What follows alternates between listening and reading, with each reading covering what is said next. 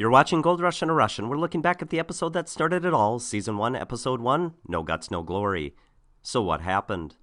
We meet Todd and Jack Hoffman as they are on the verge of having to sell their failing family business. Jack decides their best financial decision is to risk it all on a gold claim in Alaska called Porcupine Creek, as he has 3 years of previous gold mining experience, though he nearly went bankrupt doing it. They are forced to sell all their possessions to pay for the equipment and supplies, as does the rest of the crew that joins them on their journey. James Harness, who will use his share to pay for spinal surgery. Greg Remsburg, who can only feed his family with handouts. Jim Thurber, who is only a few payments away from losing his house. Jim Dorsey, a realtor living with his in-laws. And Mike Halstead, the town's pastor, who comes along last minute for a reason that is never explained. We watch them load equipment and drive excavators into parked cars. We witness tearful goodbyes to family, except those that are bringing their children, and then they are on their way, until their caravan continually breaks down due to flat tires, bad plugs, and dead batteries.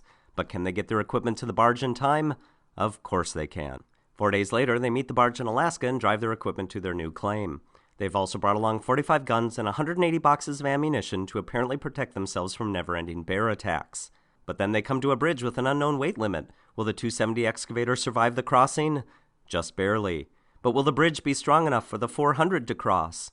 No, because Jack called the Department of Transportation and they said it was too heavy, a phone call that was apparently impossible to make 10 minutes earlier. So instead, they decide to drive through the river. Todd believes the only way to know if the river is shallow enough for their enormous excavator is to drive a small four-wheeler through the deepest parts to see if it sinks, which it does, forcing Todd to rescue it, which then causes the excavator to get stuck, which then rescues itself. Later, they arrive at their claim, poised to take the millions of dollars of gold from the ground. Best lines. For Todd and Jack, the future looks bleak. Within seconds, disaster strikes.